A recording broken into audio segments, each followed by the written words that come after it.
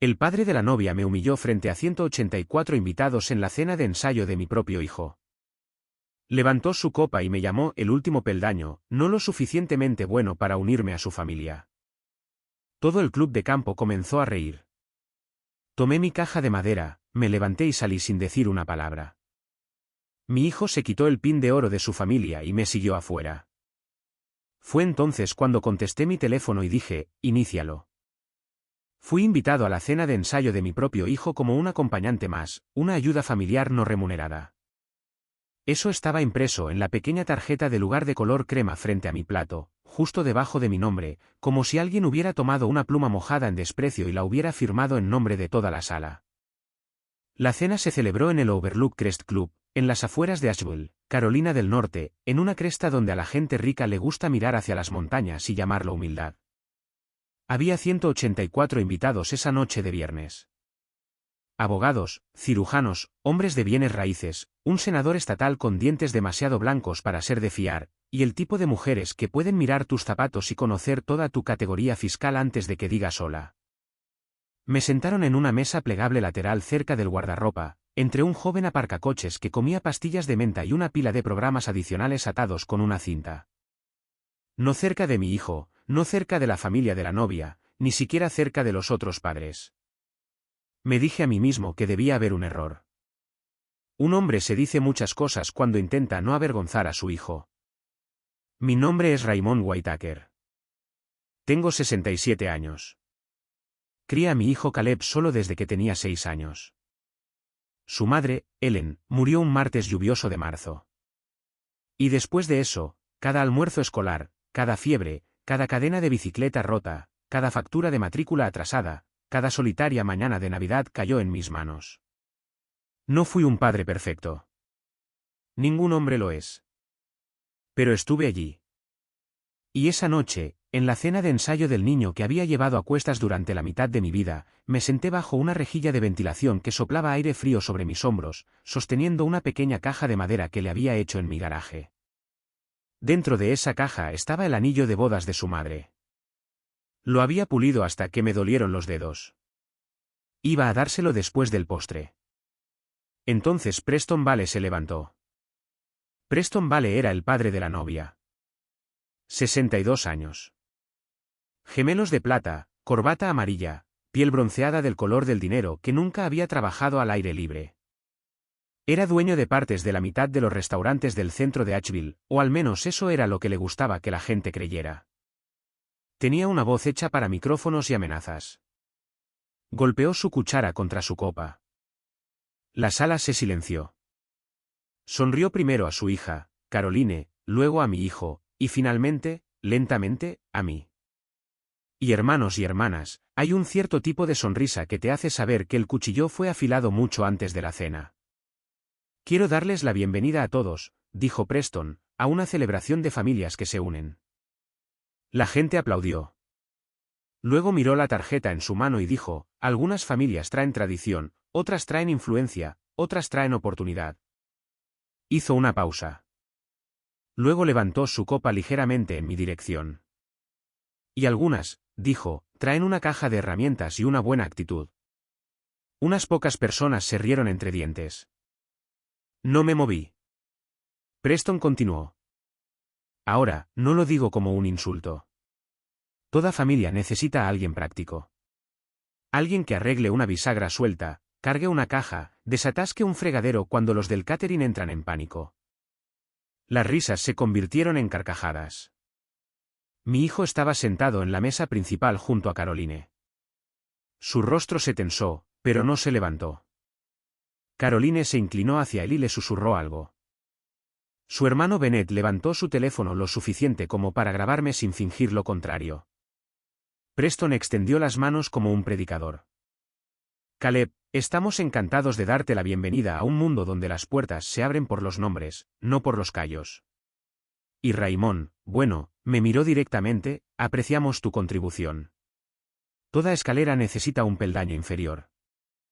La sala se rió más fuerte entonces. No todos. Quiero ser justo. Algunas personas miraron sus platos. Una mujer mayor cerca de la ventana apretó los labios como si hubiera probado algo en mal estado, pero suficientes personas se rieron como para que las paredes parecieran reír con ellos. Miré a Caleb, mi niño, de 31 años, con el traje oscuro que le había ayudado a elegir, sentado junto a la mujer con la que se suponía que se casaría a la tarde siguiente. Parecía congelado. Eso dolió. Pero lo que dolió peor fue esto: Caroline se acercó y le tocó el brazo y él esbozó una pequeña sonrisa nerviosa. No porque fuera divertido. Lo sé ahora. Pero en ese momento, desde el otro lado de esa sala, todo lo que vi fue a mi hijo sonriendo mientras convertían a su padre en un chiste. Puse ambas manos sobre la mesa. Miré la pequeña caja de madera y recordé a Ellen en nuestra vieja cocina sosteniendo a Caleb cuando era un bebé, diciendo: Rey, si no hacemos nada más, lo criaremos para que sepa la diferencia entre lo brillante y lo verdadero. Tomé la caja. Me levanté. Sin discurso, sin gritos, sin un vaso arrojado contra la pared. Un hombre que ha sido verdaderamente insultado no siempre necesita volumen. A veces, lo más ruidoso en una habitación es una silla que se desliza hacia atrás. Pasé por el guardarropa, pasé por los programas adicionales, pasé por una mujer que de repente fingió estudiar su teléfono, pasé por un camarero que me miró con más amabilidad que nadie que llevara diamantes esa noche. Detrás de mí, la voz de Preston flotaba en la sala. Oh, Raymond, no seas dramático. Todos somos familia ahora. Fue entonces cuando oí el raspado de otra silla. Luego pasos, rápidos. Papá. Me detuve justo fuera de las puertas dobles, en el pasillo bordeado de fotografías enmarcadas de gobernadores, campeones de golf y hombres que habían donado suficiente dinero como para tener sus pecados colgados en marcos de roble. Me giré. Caleb venía hacia mí. Su corbata estaba floja. Su rostro estaba pálido. Sus ojos estaban llenos de una manera que no había visto desde que tenía 12 años e intentaba no llorar después de perder el concurso regional de ortografía. Detrás de él, Caroline se había levantado. Caleb, espetó ella. No hagas una escena. La voz de Preston la siguió. Hijo, siéntate. Tu padre está siendo sensible. Caleb se detuvo a 3 pies de mí. Papá, dijo, y su voz se quebró en esa única palabra. Lo miré durante un largo momento, lo suficiente como para recordar cada versión de él que había conocido. El niño con mantequilla de maní en las mejillas. El adolescente que cerraba puertas de un portazo. El joven que me llamaba desde la universidad porque su camioneta no arrancaba. El futuro novio de pie en un pasillo entre la familia que lo crió y la familia que quería poseerlo. Le dije: ¿vas a volver a entrar, hijo, o vienes conmigo? Hay momentos en la vida en los que una persona se construye o se rompe en menos tiempo del que se tarda en respirar. Caleb miró hacia atrás a través de las puertas abiertas. Caroline lo miraba, furiosa, hermosa y fría. Preston sostenía su copa de champán como si fuera el mazo de un juez. Bennett todavía tenía su teléfono levantado. Caleb metió la mano en el bolsillo de su chaqueta y sacó el pequeño pin de solapa de oro que la familia de Caroline le había dado esa mañana. Su escudo familiar, un zorro envuelto alrededor de una llave. Lo miró una vez. Luego lo dejó sobre la mesa del pasillo, junto a un jarrón de lirios blancos. Voy contigo, dijo. Salimos juntos. El aire de la montaña nos golpeó, fresco y limpio. Abajo, Asheville brillaba en el valle. El viento de octubre se movía entre los árboles, trayendo ese olor a hojas húmedas, humo de chimenea y lluvia esperando en algún lugar más allá de la cresta. No hablamos hasta que llegamos al borde del círculo de estacionamiento. Mi vieja camioneta estaba estacionada mucho más allá de la línea de aparcacoches, debajo de un nogal americano. Caleb había estacionado cerca de la entrada con Caroline, por supuesto. Caminamos hacia mi camioneta como dos hombres que abandonan una casa en llamas. A mitad de camino, mi teléfono vibró. Lo saqué. El nombre en la pantalla era Mara Ellis. Contesté. Raymond, dijo ella, ¿quieres que proceda? Miré hacia el club. A través de las altas ventanas, pude ver a la gente de pie ahora. Caras vueltas hacia el cristal. Preston estaba cerca de las puertas, con una mano levantada, dando órdenes a alguien. Dije, sí, Mara. Empieza con la junta, luego el banco. Esta noche. Ella guardó silencio durante medio segundo. Luego dijo, entendido. Colgué. Caleb me miró fijamente. Papá, dijo. ¿Quién era? Abrí la puerta de la camioneta y la volví a cerrar sin subir. Camina conmigo, dije. Había un camino de grava detrás del club que descendía hacia un pequeño mirador. Lo conocía bien. La mayoría de la gente en Overlook Crest pensaba que el club siempre había pertenecido a hombres como Preston Vale. No era así. Antes de que hubiera un campo de golf, antes de que hubiera candelabros y bodegas de vino y chimeneas de piedra importada, esa cresta había pertenecido a 3 familias. Una de esas familias era la mía. Mi abuelo compró 80 acres de esa montaña en 1948 con dinero de la madera y terquedad. Mi padre casi la pierde después de un mal año de cosecha y un socio comercial aún peor. La compré de nuevo, pieza por pieza, mientras tenía 2 trabajos y criaba a Caleb. Nadie en esa cena lo sabía porque nunca necesité que lo supieran. Llegamos al mirador. Debajo de nosotros, las luces de la ciudad temblaban a través de una fina niebla azul. Caleb se paró a mi lado, frotándose las manos, aunque no hacía tanto frío. Papá, dijo en voz baja. ¿Qué está pasando? Miré a mi hijo. Había ensayado esta conversación 100 veces y odiaba cada versión. ¿Recuerdas cuando eras pequeño? Le dije, y te dije que gestionaba contratos de mantenimiento. ¿Gestionabas contratos de mantenimiento? Hice algunos de ellos. Asentí hacia el club. Incluyendo este lugar. Él frunció el ceño. Hace 31 años, dije, el Overlook Crest Club casi se va a la quiebra. Mala deuda, mala gestión, hombres ricos que pretendían ser más ricos de lo que eran. Yo era más joven entonces, pero conocía la tierra. Conocía los huesos de este lugar. Así que compré una pequeña nota de un banco que quería quitársela de encima. Luego otra, y otra. Caleb me miró fijamente. Continué.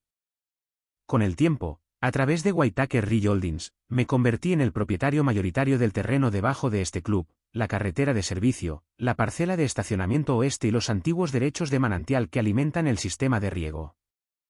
El club me arrienda más de lo que Preston Vale ha poseído en su vida. Caleb parpadeó como si hubiera hablado en un idioma que casi entendía. ¿Eres el dueño de este lugar? No de la platería, dije. Ni del papel tapiz, pero poseo lo suficiente como para que si la Junta viola el contrato de arrendamiento, puedo hacer que sus abogados suden la camisa. Se volvió hacia las ventanas brillantes. Preston lo sabe. Preston sabe partes. No lo sabe todo. Hombres como él nunca leen los documentos con atención. Confían en que la gente esté demasiado impresionada como para hacer preguntas. Caleb se sentó en un muro de piedra. Me senté a su lado, con la caja de madera todavía en la mano. Hay más, dije. Él cerró los ojos. Por supuesto que lo hay. Durante 4 meses, Mara Ellis ha estado revisando las finanzas de la familia Vale. Es mi abogada, la más aguda que conozco. Preston ha estado usando la fundación benéfica del club como su billetera personal. Renovaciones facturadas 2 veces. Contratos con proveedores pasados a través de empresas fantasma. Donaciones redirigidas a proyectos de desarrollo bajo el nombre de Bennett. Caleb abrió los ojos lentamente. ¿Qué? No fui a buscar porque no me gustaran, dije. Fui a buscar porque vi cómo Caroline hablaba a los camareros. Vi cómo Preston te hablaba a ti cuando pensaba que yo no estaba escuchando. Y vi algo en ti que reconocí. ¿Qué? La mirada de un hombre que intenta hacer que la falta de respeto se sienta como amor. Él desvió la mirada. Esa dolió. Odiaba que tuviera que ser así. El viento se movía entre los árboles debajo de nosotros. ¿Por qué no me lo dijiste? Dijo Caleb. Respiré lentamente. Porque lo intenté. No con documentos. No con acusaciones, pero te pedí que fueras más despacio. Te pregunté si te sentías en paz con ella. Te pregunté si te gustaba en quién te convertías cerca de su familia. Cada vez me decías que estaba siendo sobreprotector. Quizás lo era. Pero si hubiera venido a ti con papeles y abogados, habrías pensado que estaba tratando de comprar tu vida de vuelta. No respondió. Así que esperé. Dije, no para la boda. No te habría dejado plantado en el altar mañana sin que lo supieras. Iba a hablar contigo esta noche después de la cena, en privado. Luego Preston dio su pequeño discurso. Caleb se cubrió la cara con ambas manos. Sonreí, susurró cuando lo dijo. Sonreí. Ni siquiera sé por qué. Simplemente. Todos se rieron y Caroline me agarró del brazo y me congelé. Puse mi mano en su hombro. Hijo, congelarse es humano. Permanecer congelado es una elección. Viniste detrás de mí. Debería haberlo detenido a la primera palabra. Sí, dije. Él me miró. Asentí. Sí, deberías haberlo hecho. Y lo sabes. Por eso estás sentado aquí conmigo ahora en lugar de estar allí dentro fingiendo que un hombre puede construir un matrimonio sobre la cobardía. Sus ojos se llenaron de lágrimas. Lo siento, dijo. Lo sé. Detrás de nosotros, unos tacones golpearon la grava. Calé.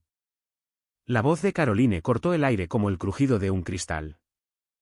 Bajó por el camino, todavía con su vestido de ensayo de color marfil, el dobladillo levantado con una mano. Bennett la seguía con su teléfono ahora bajado, y Preston venía detrás de ellos, respirando más fuerte de lo que quería que nadie notara. Caroline se detuvo a 10 pies de distancia. ¿Qué estás haciendo?, exigió. Todos están esperando. Papá estaba bromeando. Ya sabes cómo es él. Caleb se puso de pie. Yo permanecí sentado. Dijo, tu padre llamó al mío el último peldaño delante de todos. Ella puso los ojos en blanco. Literalmente los puso en blanco, como si el dolor fuera de mala educación. Caleb, fue un brindis. La gente exagera en los discursos. Tu hermano lo filmó. Bennett lo filma todo. Tu madre se rió porque era incómodo. Él la miró fijamente. ¿Y tú? Ella se cruzó de brazos. Estaba tratando de evitar que la noche se desmoronara, que es más de lo que puedo decir de ti. Preston dio un paso adelante. Raymond, dijo usando una voz más suave. Esto se ha ido de las manos. Me disculparé si eso ayuda a suavizar las cosas. Lo miré. Si su mandíbula se mueve bien, me disculpo. ¿Por qué?, pregunté. Su rostro se endureció. Disculpa. ¿Por qué exactamente, Preston? Miró a Caleb, luego a Caroline, luego a las ventanas del club donde varios invitados se habían reunido. Por hacer una broma que fue malinterpretada. Sonreí un poco entonces, no porque algo fuera divertido. Mara tenía razón sobre ti, dije. Su expresión cambió. No mucho, solo lo suficiente. Conocía el nombre. ¿Quién es Mara?, preguntó Caleb. El rostro de Preston se volvió gris alrededor de la boca. Me levanté. Mara Ellis, dije, es la abogada que envió a tu junta 3 notificaciones sobre transferencias no autorizadas de la fundación, contratos de proveedores con conflictos de intereses y violaciones del contrato de arrendamiento de uso de la tierra conectado a esta propiedad. Bennett bajó su teléfono por completo. Caroline miró a su padre. Papi. Preston me señaló.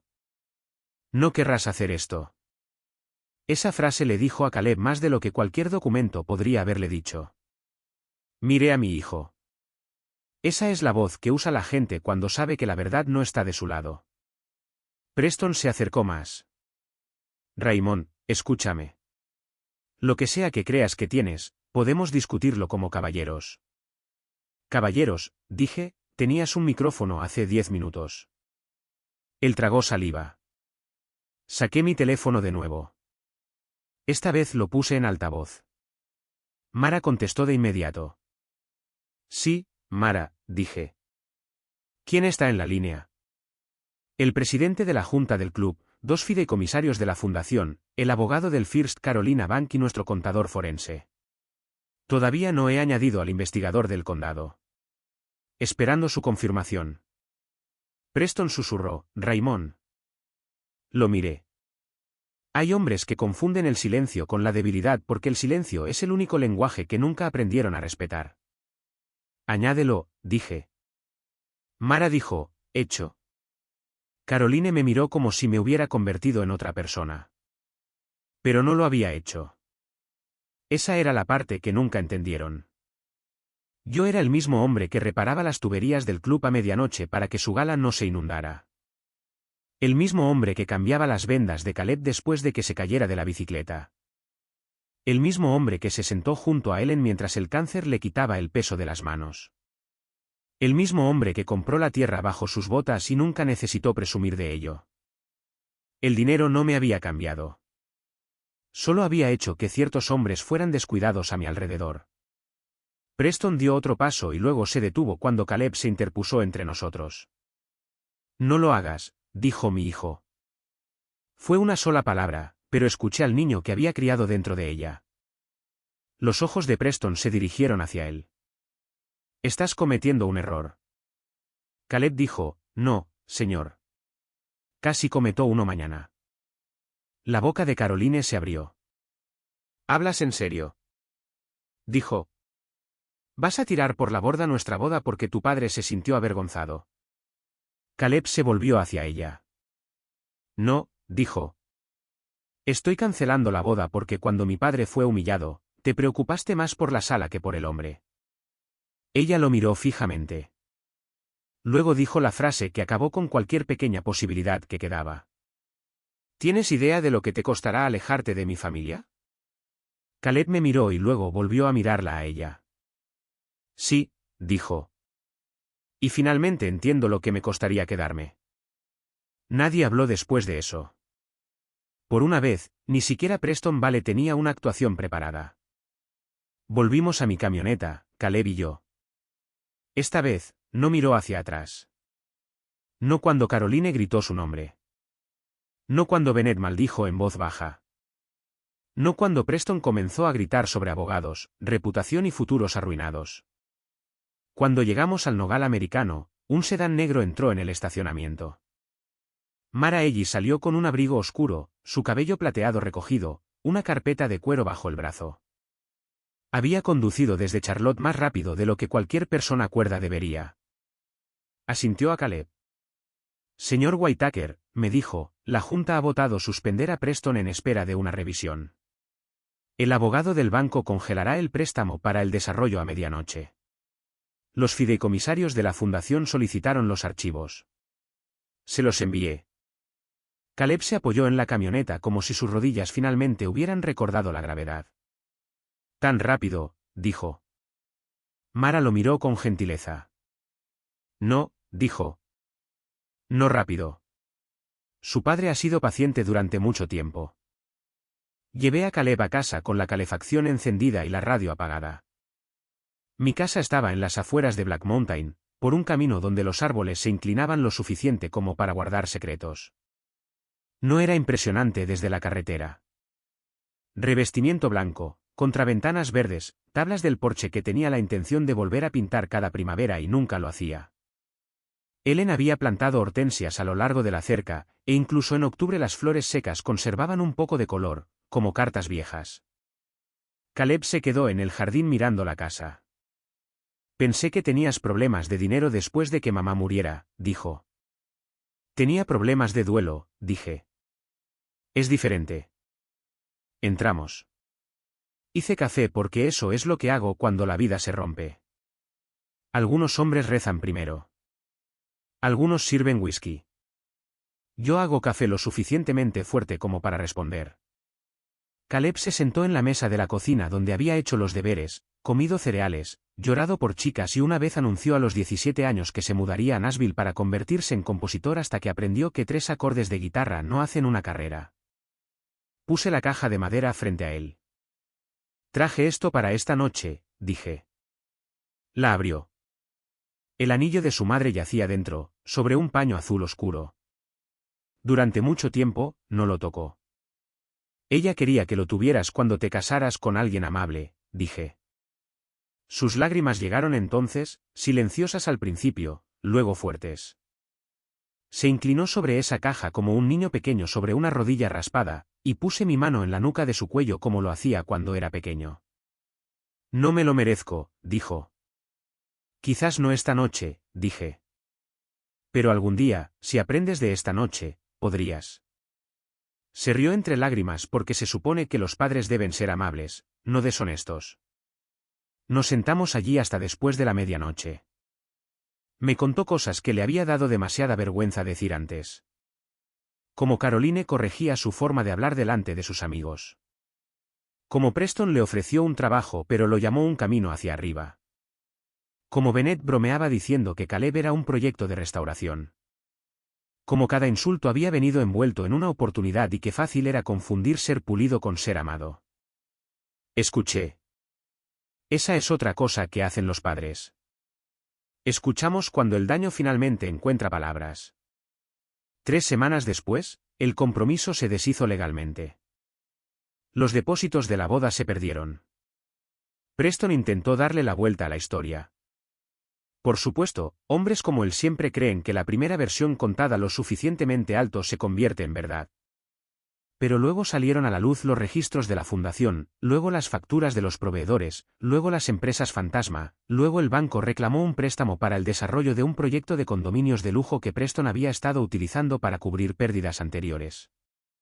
Para el Día de Acción de Gracias, su nombre ya no estaba en el membrete del club. Para Navidad, 2 miembros de la junta habían renunciado. Para febrero, Bennett había contratado a un abogado de defensa penal. No celebré eso. Alegrarse del colapso de otro hombre es un veneno que sabe dulce al principio, pero dormí mejor sabiendo que menos jubilados y donantes serían utilizados como peldaños. En cuanto a Caroline, escuché que se mudó a Charleston y le dijo a la gente que la boda terminó porque Caleb tenía complicaciones familiares. Quizás eso era cierto en cierto modo. Teníamos complicaciones familiares. Teníamos lealtad, duelo, memoria y el anillo de una mujer muerta en una caja de madera, esperando un amor que no requiriera una disculpa para sobrevivir. Caleb volvió a mi casa durante 2 meses. Al principio, se despertaba temprano e intentaba arreglar todo a la vez. Limpió los canalones, reparó los escalones del porche, organizó mi garaje tan a fondo que no pude encontrar un martillo durante una semana. A la culpa le gusta disfrazarse de utilidad. Con el tiempo, encontramos un ritmo. Café por la mañana, largas caminatas, conversaciones difíciles, silencio cuando era necesario. Pidió aprender sobre Whitaker y Holdings. Le dije que podía, pero solo desde abajo. Sin oficina en la esquina, sin un título con la palabra ejecutivo. Comenzó revisando los presupuestos de mantenimiento de 3 pequeñas propiedades comerciales en Hendersonville. Lo odió durante unos 4 días. Luego comenzó a notar cosas. Desperdicio, sobrecargos, un contrato de techado que olía raro, un inquilino al que nadie había llamado en 6 meses. Era bueno en eso, no porque fuera mi hijo, sino porque escuchaba. La primavera llegó lentamente a las montañas. Las crestas se volvieron verdes de abajo hacia arriba. Un sábado de abril, Caleb trajo a una mujer a la casa. Se llamaba Nora. Daba clases de 4º grado en Savannah y tenía tierra en los zapatos por ayudar a sus estudiantes a plantar asclepias detrás de la escuela. Me estrechó la mano con las 2 suyas. Me llamó señor Whitaker hasta que le dije que Raymond estaba bien. En la cena, le preguntó a Caleb sobre su madre antes de preguntar a qué se dedicaba. Me gustó por eso. Más tarde, cuando Caleb salió a buscar más leña, Nora me ayudó a recoger los platos sin hacer un espectáculo de ello. Vio la caja de madera en la repisa de la chimenea. Eso es hermoso, dijo. La hice yo mismo, le dije. Se nota, dijo ella. No porque sea perfecta, sino porque a alguien le importó. Hermanos y hermanas, hay frases que revelan a una persona. Esa fue una de ellas. No digo que será mi nuera. Los jóvenes necesitan tiempo, y los viejos necesitan dejar de planificar el futuro de otras personas. Pero cuando Caleb volvió a entrar y la vio de pie en mi cocina, sosteniendo un paño de cocina y riéndose de algo que dije, su rostro parecía en paz. Eso fue suficiente para mí. Quiero decirles algo antes de terminar. Preston Vale no se volvió pequeño porque perdió dinero. Ya era pequeño. El dinero solo le dio un balcón desde el que gritar. Y yo no me volví digno porque la gente descubrió lo que poseía. Era digno cuando arreglaba tuberías. Era digno cuando preparaba almuerzos. Era digno cuando estaba sentado bajo esa ventilación fría con un regalo hecho a mano en mi regazo. El valor de una persona no aumenta cuando los ricos finalmente lo notan. Recuerden eso. Algunos de ustedes saben exactamente cómo se sintió mi mesa esa noche. Quizás la suya no fue en una cena de ensayo. Quizás fue en acción de gracias cuando sus propios hijos hablaron por encima de ustedes. Quizás fue en la habitación de un hospital cuando un médico miró a través de ustedes en lugar de a ustedes. Quizás fue en la iglesia, en el trabajo, en una reunión familiar, en una sala de estar donde todos sabían que la broma era cruel y se rieron. De todos modos, si te congelaste, no estás solo. Si alguien a quien amas se congeló, esa herida es real. Pero aprendí algo de mi hijo esa noche. El primer fracaso no siempre tiene que ser la verdad final. Caleb me falló por un momento. Luego se levantó. Siguió. Eligió. Reparó lo que pudo. Eso importa. Una persona que regresa con humildad vale más que una persona que nunca admite que se fue. En cuanto al Overlook Crest Club, todavía soy dueño de la cresta. La junta me preguntó si quería un asiento permanente con mi nombre en el comedor principal. Les dije que no. Pero sí pedí un cambio.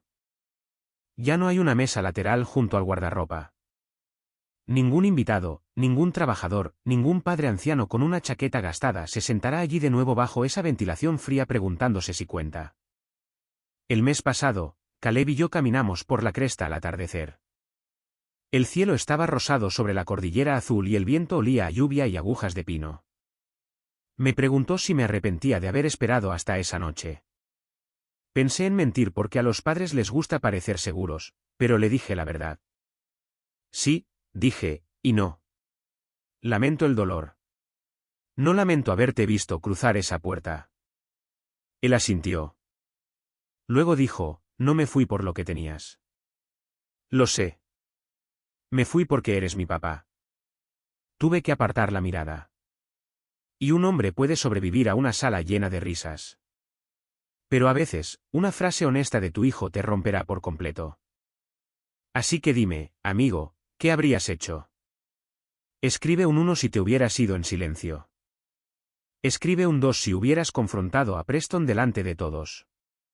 Escribe un 3 si alguna vez has tenido tu propio momento en la mesa lateral donde la gente te hizo sentir pequeño y tuviste que decidir si quedarte sentado o levantarte.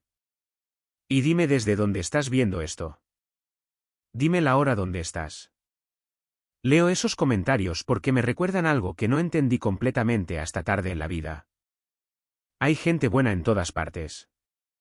Algunos están sentados en casas grandes. Algunos están sentados en apartamentos. Algunos están tomando café antes del amanecer. Algunos están escuchando solos después de la medianoche. Algunos llevan viejas heridas por las que nadie en su familia se disculpó jamás. Pero si esta historia te encontró, quizás te encontró por una razón. Quizás está aquí para recordarte que la dignidad no requiere permiso. Y quizás, solo quizás, nunca es demasiado tarde para levantarse de la mesa donde intentaron ponerte. A veces, la postura más fuerte no es una voz alzada, sino el momento silencioso en que elegimos el amor por encima del orgullo. Raymond y Caleb nos recuerdan que la familia todavía puede sanar cuando alguien tiene el coraje de volver, disculparse y hacerlo mejor. Aférrate a las personas que te apoyaron. Y siempre que puedas, sé el lugar seguro al que alguien pueda regresar.